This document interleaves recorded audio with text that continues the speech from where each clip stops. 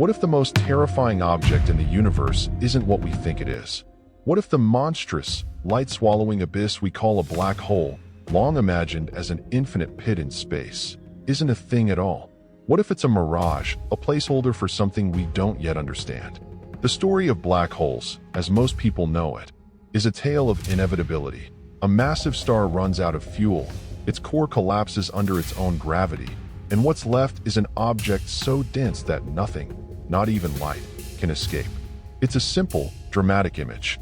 A singularity, a point of infinite density surrounded by an event horizon, the invisible boundary where escape becomes impossible. Once you cross it, you're gone. Forever. But from the beginning, there were doubters. In 1939, Albert Einstein, who first developed the theory of general relativity that predicted black holes in the first place, published a lesser-known paper in Annals of Mathematics. In it, he argued that the so-called Schwarzschild singularities did not exist in physical reality.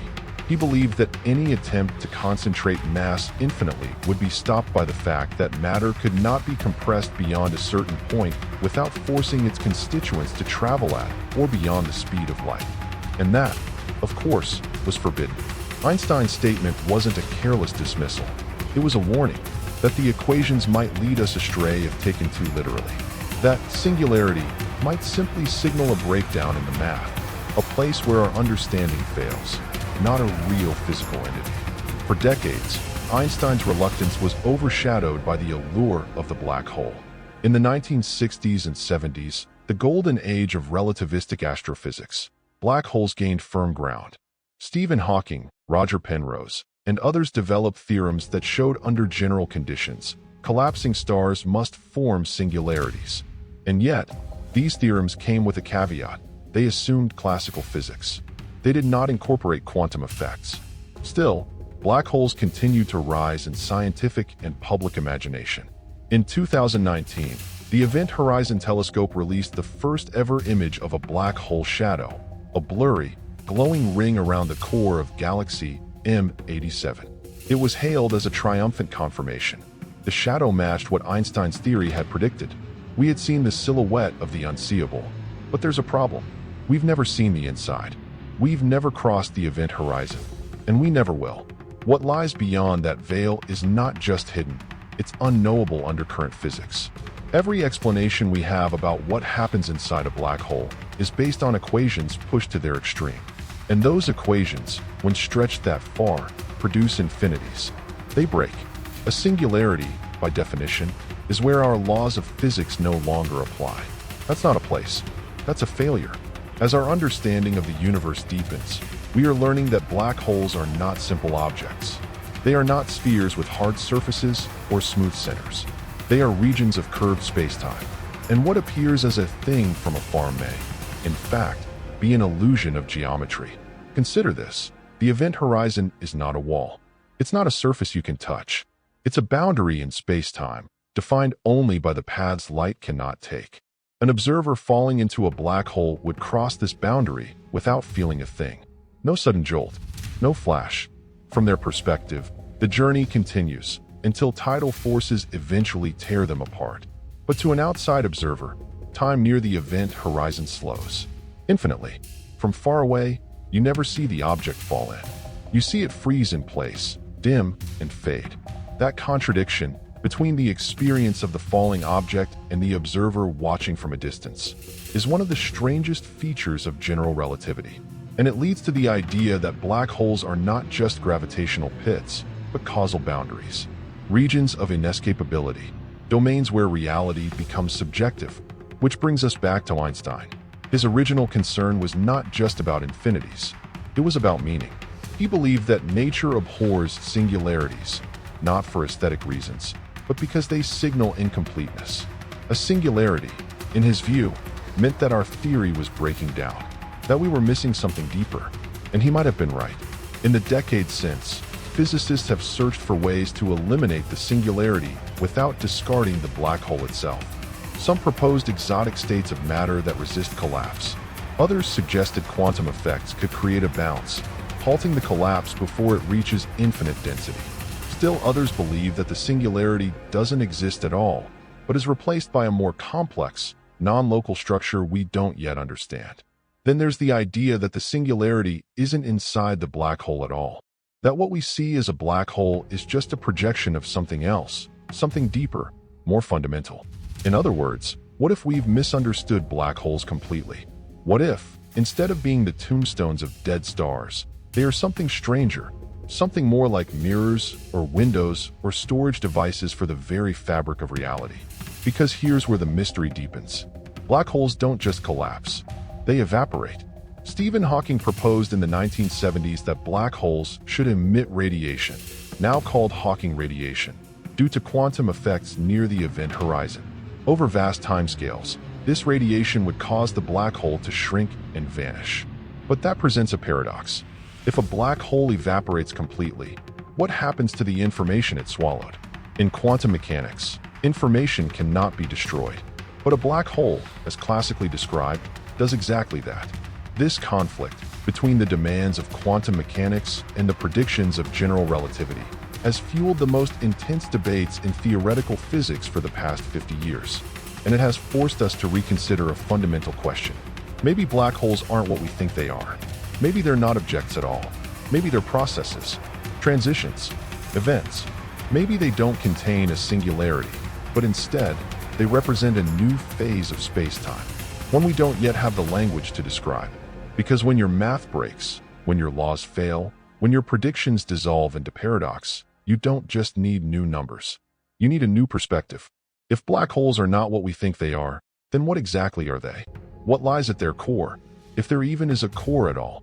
For decades, scientists have tried to peer beyond the event horizon, not with eyes, but with equations. And what they've found suggests something radically different. The idea that black holes may not contain anything at all. Instead, everything that falls in may, somehow, be stored on the surface. Not inside, but on the edge. This idea is known as the holographic principle. It sounds like science fiction, but it comes from one of the most advanced frontiers in modern physics, string theory. In the 1990s, physicists Gerard T. Hooft and Leonard Susskind proposed that the information contained within a three-dimensional volume of space could be fully described by data encoded on its two-dimensional boundary. That's right, everything inside could be projected from a surface. The implications are profound. If true, it means that what we perceive as a volume, filled with stars, planets, even ourselves, might be a kind of hologram, an emergent illusion created from a lower dimensional layer. It's not metaphor, it's math. Now apply that to black holes. In classical physics, anything that crosses the event horizon is lost to the singularity.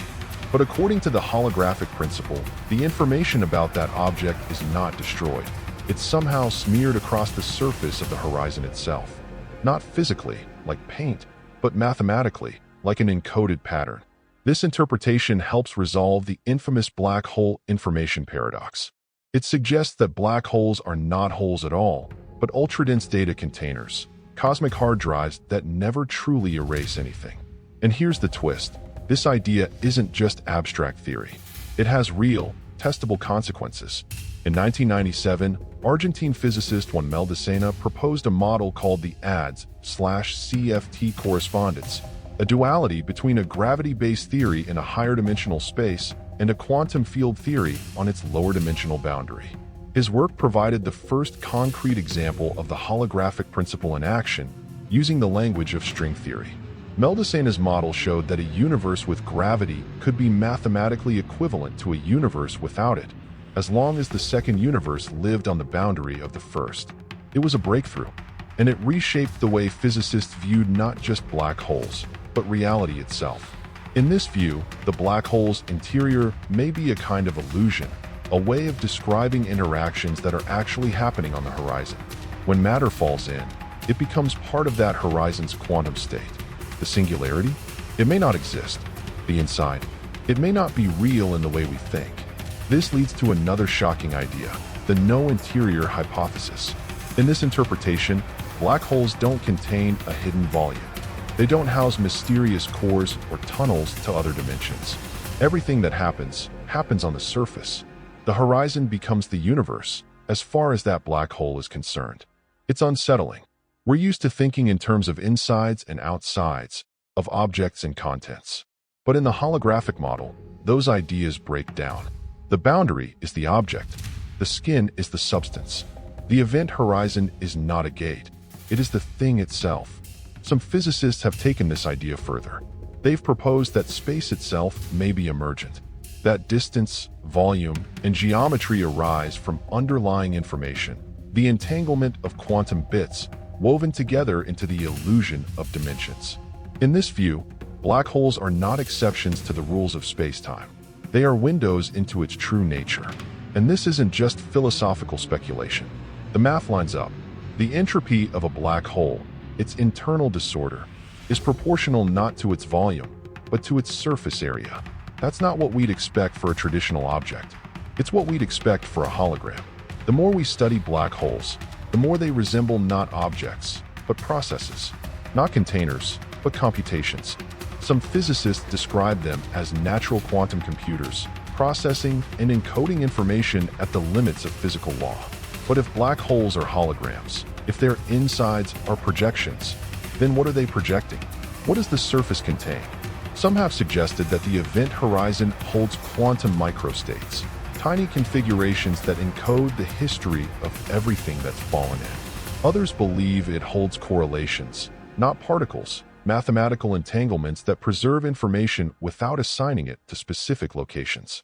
In either case, the result is the same, a shift in perspective. Black holes are no longer black. They are active, dynamic, complex. They absorb, they radiate, they remember, and yet we still call them holes, still imagine them as voids, still picture them as spheres collapsing inward. But that image, while useful, is no longer complete. Einstein warned us not to take the singularity too literally. Quantum physicists have now taken that warning further. Don't take the interior too literally either. Because in the frontier of theoretical physics, boundaries may be more fundamental than spaces, surfaces more essential than volumes. And what we think of as inside may be nothing more than an effect, a consequence of entanglement, geometry, and perception. Which brings us to a deeper question. If black holes can be holograms, could the universe be one too? If everything inside a black hole can be encoded on its horizon, could everything inside our universe be encoded on its boundary? Could the cosmos itself be a projection? It's an unsettling idea, but it's gaining traction. And it's born not from fantasy, but from trying to answer the question that started this journey. What happens when we fall in? What happens to the information, the identity, the structure? If the holographic principle is right, then it never truly vanishes. It simply transforms, from volume to surface, from object to pattern, from matter to math. And in that transformation, we may find the key to unlocking the most mysterious phenomenon in the cosmos, not by diving into its depths, but by understanding the shape of its edge.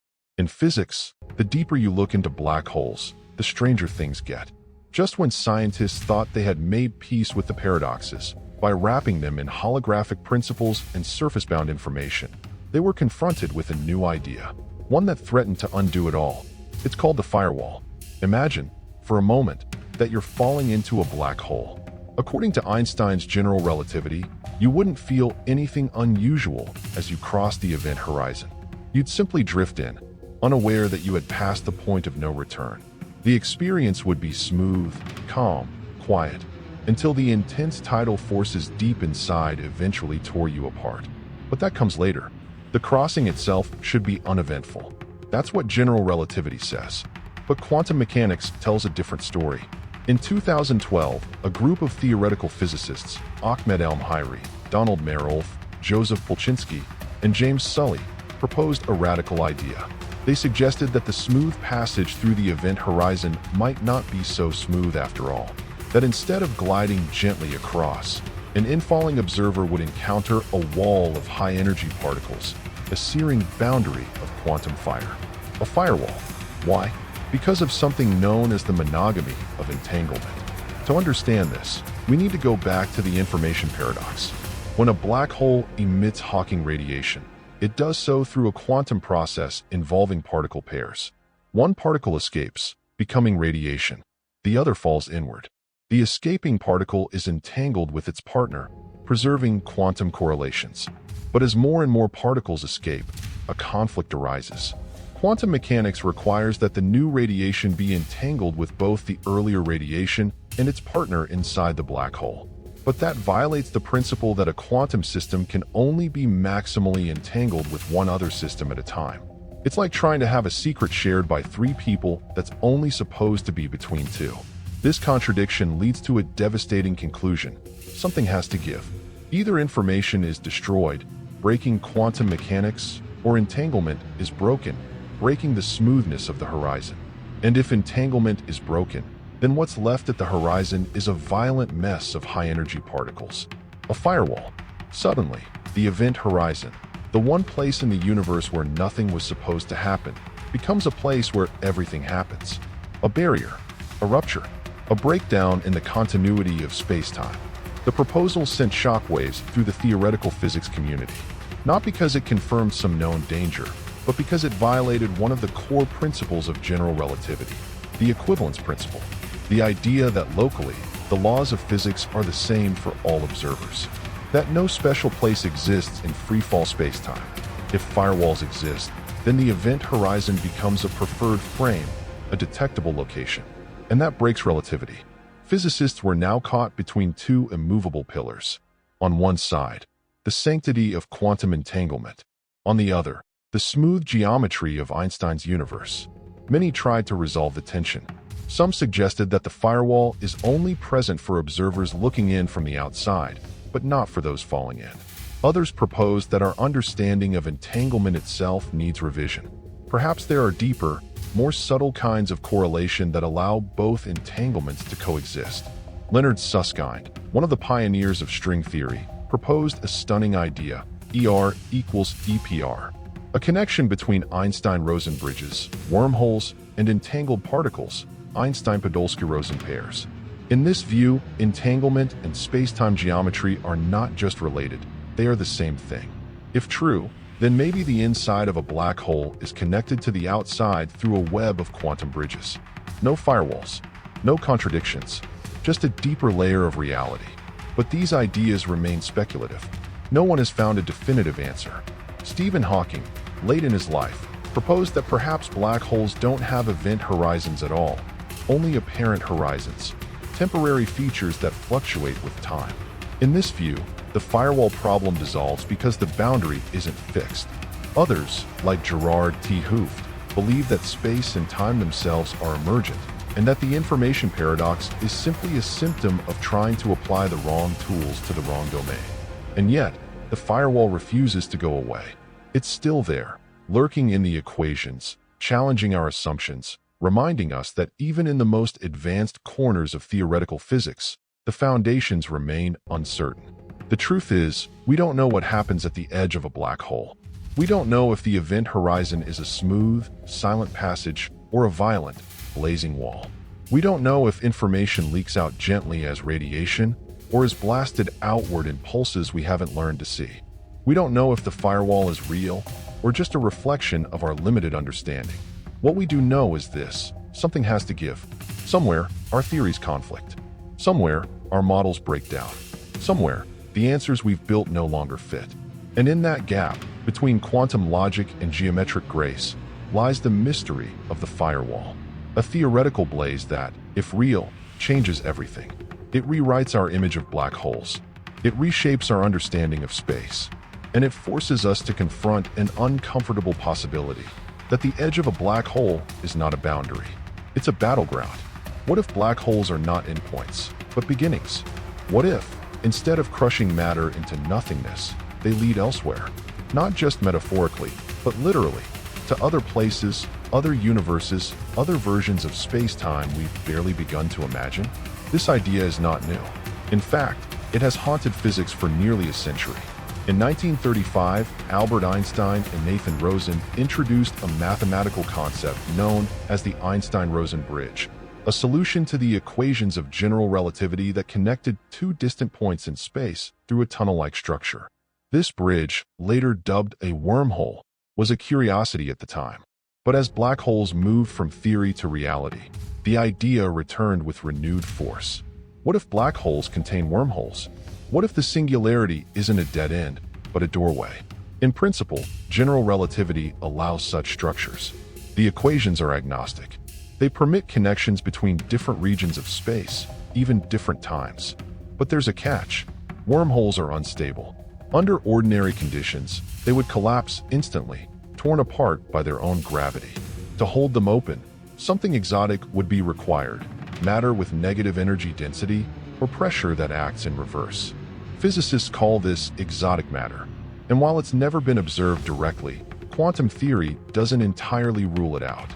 In fact, the Casimir effect, a phenomenon where quantum fields create a measurable force between two uncharged plates, offers a glimpse of such negative energies, however tiny. Still, engineering a stable wormhole from black hole conditions is a monumental leap. The gravitational tides would be immense. The structure would need to resist collapse on timescales longer than milliseconds.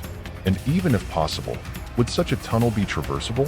Theoretical models suggest that if one could stabilize the throat of a wormhole, perhaps with strings from string theory or with hypothetical materials like dark energy, it might allow passage.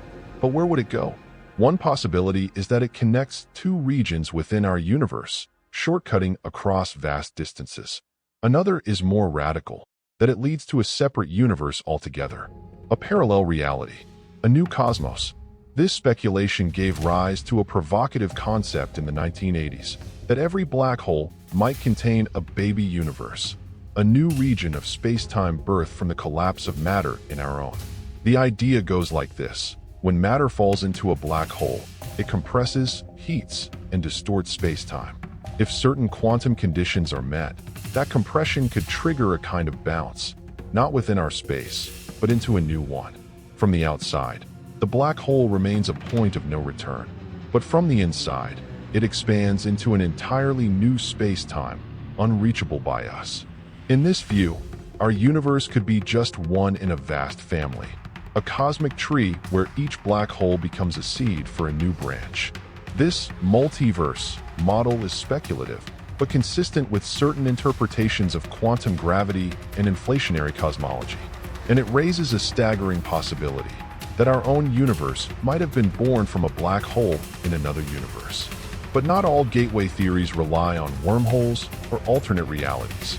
Some suggest that black holes themselves are not portals to elsewhere, but to other phases of space-time. One such idea is the Planck star. Proposed by physicists Carlo Rovelli and Francesca Vedado, a Planck star is a hypothetical object that forms when matter collapses to extreme density, but is stopped from becoming a singularity by quantum gravitational pressure. Instead of forming an infinite point, the collapse halts at a critical radius, the Planck scale.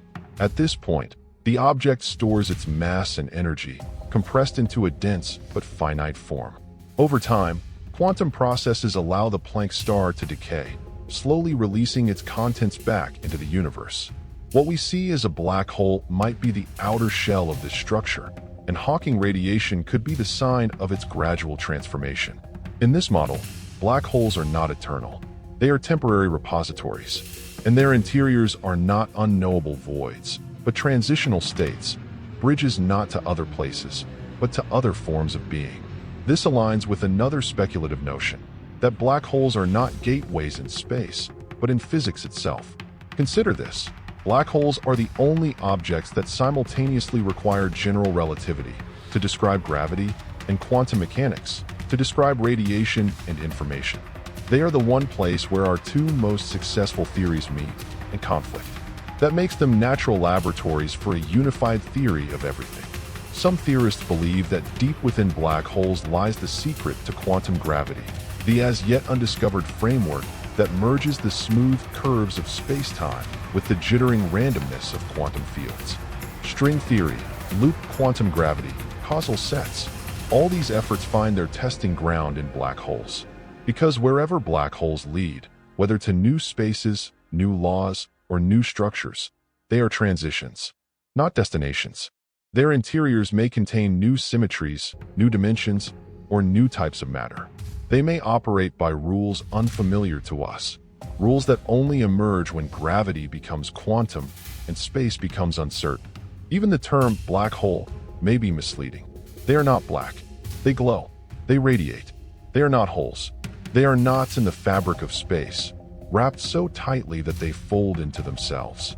And if they are gateways, they may not lead to where we expect. They may lead inward, to the foundations of reality, to the building blocks of the cosmos, to the rules that write the rules. In that sense, black holes are not just phenomena. They are questions posed by the universe to itself. What is matter? What is time? What happens when everything breaks? And is there something waiting on the other side? Every great leap in science begins with doubt, a hesitation, a question that cracks open the seemingly solid surface of accepted truth. And in the case of black holes, the cracks are becoming too many to ignore. For decades, we've spoken of them as cosmic monsters, regions of infinite collapse, places where space and time cease to make sense. We've modeled them, named them, mapped their gravitational footprints. We've even photographed their shadows. But with every observation comes contradiction. With every theory, a paradox. And so we're left to wonder, have we misunderstood black holes from the beginning? Perhaps black holes were never meant to be things at all. Perhaps they are not objects to be dissected, but effects. Emergent phenomena born from the deep logic of space-time. Like waves on an ocean, they may not be fixed structures, but patterns. And like illusions of perspective, they may change depending on how we look. This shift in thinking is not just philosophical. It's technical. It's mathematical. It's experimental. Take the ongoing tension between general relativity and quantum mechanics. Both are correct in their domains. Both describe reality with astonishing precision. And yet, when applied to black holes, they produce contradictions, conflicts so deep they threaten to unravel both theories. The firewall paradox, the information problem, the holographic principle. These are not fringe debates. They are central to the quest for a deeper physics. What makes black holes unique is not just their power, but their position. They sit at the intersection of what we know and what we don't. They force our best models into direct conflict. They expose the seams in the tapestry of modern science. And that's what makes them so important. Because in those seams, new ideas are born. Ideas like emergent space-time, that space and distance are not fundamental, but arise from quantum entanglement. Ideas like quantum error correction codes, that the structure of the universe may be based on the same principles that protect digital information in a computer. Ideas like entropic gravity, that gravity itself is not a fundamental force, but a statistical tendency, an emergent property of information trying to distribute itself. In all of these theories, black holes play a central role, not as dead ends, but as gateways. Not as cosmic voids, but as cosmic engines. They don't just absorb, they reveal. They force us to ask, what if we've been wrong about the most basic things? What if matter is not made of particles, but patterns? What if time is not a river, but a computation? What if space is not a container, but a relationship? And what if black holes are not errors in our understanding, but clues?